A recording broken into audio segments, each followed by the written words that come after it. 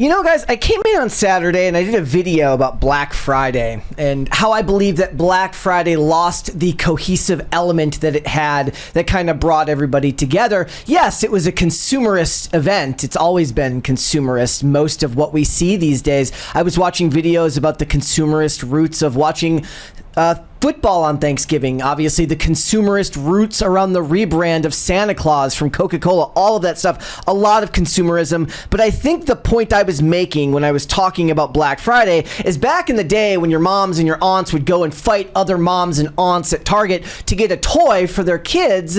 It was something where the two moms sparring against one another as they beat the crap out of each other for a Tickle Me Elmo doll was that they were doing it for the love of their family, for their children. And I thought that there's something wholesome in that, even if I didn't really get it across on video as well. But I think now consumerism in America is at this point where there is a lot of disillusionment from everyone. I think that a lot of people are very dejected when the way that things are, with the way that things are now. But I think that for the most part, it's so deeply ingrained in us as a culture that people don't know how to get away from it. There is this story, and I want to get into it a little bit. I want to show you some of the Black Friday scams that people were posting videos of on X, but also there was this story about Target swag bags not exactly being what people expected them to be, as Target was trying to get people to line up outside the store on Black Friday to come in and shop. This was posted. It says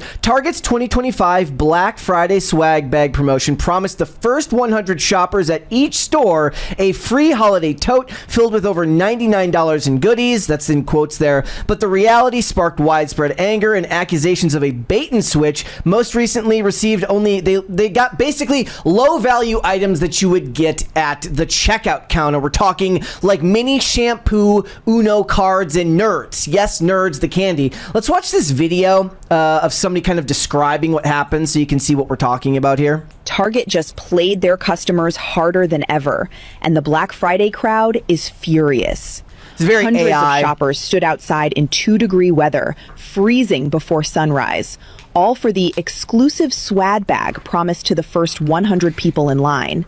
Employees hyped it up like a VIP event. They handed out hot chocolate, gave safety speeches, and I worked at Target growing up. I mentioned that in my other video. I worked in the photo lab at Target, so I never had to be there at 6 a.m. or 5 a.m. to do stuff like this. But working on Black Friday was always a freaking mess. passed out numbered tickets. One shopper even scored ticket number 2 and thought the suffering was finally going to pay off. Yeah. But when the doors opened and people calmly walked in, reality hit fast. The holographic swag bags looked nice on the outside until That is a nice bag. And then you look at what you've got in there. they were opened. Inside, a couple of Shampoo, Uno drink cards, pouches, 2 drink pouch. So it's like, like a drink mix. generic note cards, and a dusty lip gloss that looked like it had been kicked across the stockroom So it looks like they found it in the clearance floor. section. That was the premium Black Friday gift people froze for. The crowd felt scammed, calling it the most underwhelming swag bag in Target history. So the other thing that they were talking about was that there was a limited number of like $100 gift cards that you could win, but it was only in like a couple of the bags, and people felt like they got bait and switched on this. What was advertised like a $50 value giveaway turned out to be $3 of random clearance items tossed in a bag. Bro, with how expensive things are these days, those Uno cards could cost $10 for all they know. One thing is clear. After this disaster, a lot of shoppers are saying the same thing. Never doing Black Friday at Target again. Here's the thing, though. Like, that bag alone, this is what consumerism has done to us in a lot of ways, and the idea of product scarcity has done to us in a lot of ways. People will stand in line for anything if they believe that it's rare enough that they can get one of only a couple to have it, right? So Starbucks recently had an absolute insane fervor around these specialty cups that you can get on Amazon for like $10. I don't remember how much they were, but they were not expensive. You could get these cups on Amazon, but since the Starbucks branded one, they only had 2 per store, people would line up around the block to get them, despite the fact that it's not really worth much of anything. They don't want it because it's of great value. They want it because they can potentially have something that other people can't have. So those bags alone would be enough to drag some people out of the house for stuff like this. And then you see these videos, like, I almost feel bad for them. I feel bad for how addicted to consumerism they become for so much of this. Here's everything that Target had in their Black Friday swag bag, starting with the bag itself. It also had this iridescent piece of fabric. Then it had this glittery greeting card, and the cutest thing in the bag had to be this purple metallic-y mini shopping bag. It also came with a deck of Uno cards, a pack of Gems touchable shampoo, and also... So this part is different. The that one wasn't in the other bags. The card and the little fake bag and the little mini bag. Then it had this glittery greeting card, and the cutest thing in the bag had to be this purple metallic-y mini. Okay, why is the bag so fucking enormous? Like, that's the... Maybe people feel like it's a ripoff because the bag is freaking gigantic and looks like you could fit a soda stream in there, but in there's like a deck of cards and a thing of hand soap. Shopping bag. It also came with a deck of Uno cards, a pack of Gems touchable shampoo, and also this e.l.f. lip oil, which is super cute. But y'all, tell me why I got to the bottom of my bag and I actually won a prize. Like, the way I crashed out in this store is high-key embarrassing, but baby, I have no... Feels like propaganda, doesn't it? Like Target hired this lady to do so. I did not just win any prize. I got the Ninja slushie, and baby, it was definitely worth the wait. Damn. See, the bag would be big enough to carry the Ninja slushie outside in the cold. And I was so excited, I had to call my mom and tell her that I just won the #1 giveaway. But here's the other stuff. Bro, don't call your mom at like 5 a.m. to say that you want to give away at Target. She needs her sleep. Let the lady sleep. She did a lot of work. You know, your parents do a lot of work to raise you. Once you're out of the house, they deserve their rest. Let them rest. They came in the bag. Nobody cares. Let's go grab this slushie. So I don't know why my sound was fucking up, but we gotta go redeem our little Ninja slushie coupon. So let's head over here to guest checkout so we can get our slushie. I got the Bro. Ninja slushie. Oh, that's awesome. I know. Congratulations. Thank you. Excited? Yes, very much so excited. I don't know what I'm gonna use it for, but Y'all make something good. I'm gonna make everything good. Okay. Look at my... Okay, she's got her slushie. So, it's just this thing. Like, we have become so beholden to these companies, so beholden to physical items, to merchandise, to materialism, that it's like we don't even know what we're doing anymore. Like, one of the things that I realized when I moved out here to work, I basically took with me one backpack and a suitcase, and that was it. And everything else I just kind of purged. Like, at that time, I mean, I wasn't doing very well in life. I didn't have a whole lot of stuff, but I just got rid of it and started over. But then even when I moved out of the place that I was at before I moved in with my wife, you know, when I got married, it's like I still had accumulated so much stuff that I didn't need.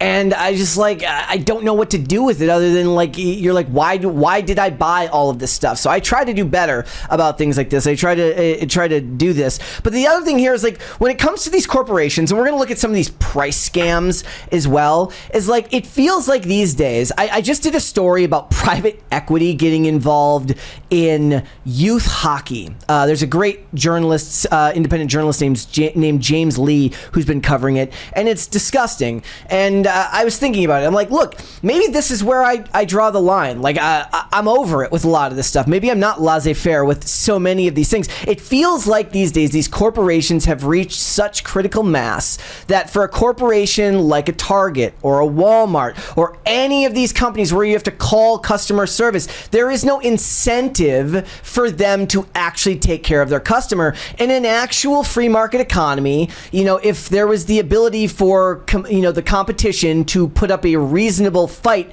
against these corporations, and a lot of this is corporatism, you know, it's their lobbying of the government and all this stuff. I understand that, but it feels like these days, as everything becomes more nameless, everything becomes more faceless, we have these companies have no incentive to do right by their customers, because you're basically just a pay pig, and we're slaves to consumerism anyways. People are dejected. They feel like they're getting scammed. You see stuff like this, like these videos, which I'm going to show you here. Let's watch this one. Oh, this was another one. Before we get into that, this was another one of these videos. This one is from from Lowe's for Black Friday. It says POV waited in line for 8 hours and walked out with $2,000 from a free bucket. All right, here you go. Good luck. Thank you. 1 in 6 chance now. Whoop, whoop. Is it just me, or did that guy just sound dead inside? He sounded dead inside to me.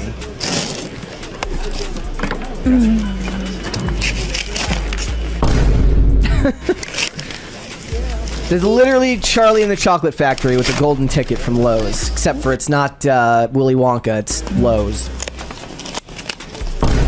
They won the golden ticket. Got it? Better spend it quick, because the inflation is going to make that $2,000 even more worthless as time goes on. Here are some of those rollback deals that supposedly were, unique to Black Friday, but it's a scam. This is from Wall Street Apes. It says Black Friday weekend really is a scam now. American is at Lowe's and shows all you have to do is lift the Black Friday sales tag, and the price for the items are exactly the same as they were before the sale started. Now, sometimes I wonder. I always preface when we talk about stuff like this, people will do a lot for clout, so take it with a grain of salt. Would I put it past people to make fake tags to do stuff like this to get clout? No. Did you see that video of the dude handing out freaking machetes to the homeless? Did he actually let them keep those machetes, or did he take them back afterwards? Either way, I don't put it past anybody for clout. Ooh, Lowe's Black Friday deals. Limited time. Only. Wait a minute. Oh, how about this one? What a deal. Okay, here's the question. Is the new tag underneath just to correspond with the barcode? So could it have been added there after the fact? Or is it actually one of those cases where it's literally just priced the same? Like, is it that price all the time? They've just added new branding to it. Oh, how about this one? What a Either way, people understand that it's scummy tactics. deal. It's the same as it was before. Son of a bitch. It's the everyday low. See, it says up there, it says everyday low price. Everyday low price, $14.98. Black Friday limited time deal, $14.98. Son of a bitch. Yeah. Got a couple more of these. There's the runts, the Uno cards, and the drink mix worth the wait. All right, here's another one. Man at Home Depot reveals the Black Friday sales were exactly the same prices as the prices were before the sales. This is why no one gets excited about Black Friday anymore. Home Depot Black Friday sales. $39.88. $39.88. $9.88. $9.88. $5.88. Yep. Yeah. Scam with most of this stuff. Here's the other one where I definitely was like, look, is this real or is this fake? Could they have put these price tags on themselves to make content? I don't know. But this one is from Target on a Christmas tree. Okay, so the sale price says that it's $52.50, regular price $75. They all have that. Like if you go, like turn that way, they all have that. 75 regular, $52.50, sale price, whatever. Okay, but this, if you peel back the sticker that they put on there, the original price is $50. And then, look, if we do it again on this one, let's show you. I'm wearing red at Target. Oh my gosh. $50. Okay, so there you have it. Again, is this one of those things where, just because a product, like for instance, when you buy like an iced tea, it says like $1.25 on the iced tea or $1 on there, doesn't mean the store is necessarily going to sell it there. But depending on if that's like a Target brand, that could absolutely be a scam for all that stuff. But the point is more, guys, that people feel a growing sense of disdain and distrust of these corporations, and I think it's kind of explained as to why things are going the way they're going.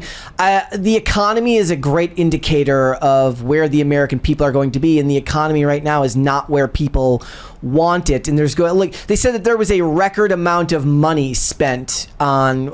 I did a video on this on Saturday. It came out on Sunday. A record amount of money was spent on Black Friday, which is not a sign of a strong economy per se. It's a sign of heavy inflation and the fact fact that our purchasing power has dropped and we have to spend more money to get less for our Christmas gifts. It doesn't seem to indicate any sense of stability within the economy. And then you wonder why somebody like Mamdani with his shitty government-run grocery stores gets a hold in New York City, because people feel disillusioned. They don't feel like there's a solution to anything. Like, there was a Clownfish TV video that I've talked about from last week. It says, why does everything feel worse now, right? Life is more expensive than anybody can handle. You can't afford your health insurance. When something goes wrong with something you buy, there is nobody you can call on the phone. You get nothing but chat bots and broken services that don't help anyone.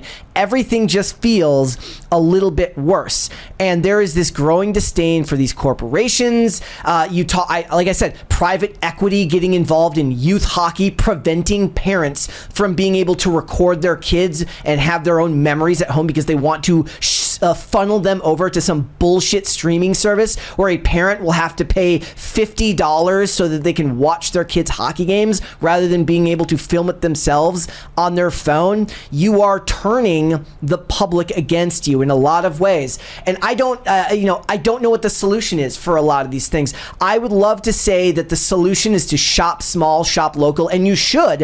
If you have the ability to buy from a small business, I think that is always the way to go. There's a reason why people in conservative spaces have talked heavily about the parallel economy and shopping with small businesses that share your values. That's certainly something that's very, very important. But for the most part, people aren't choosing to shop based on their values. They're choosing to shop based on price and convenience. And unfortunately, those are the two things that go out the window when you have to shop local and shop based on your values, because it's less accessible and because they don't buy in the same quantities that large corporations do. You have to pay more for that. And that's one of the problems that people have at the beginning with the corporations who supposedly can sell this stuff for cheaper, is that they feel like they're being price gouged by everyone.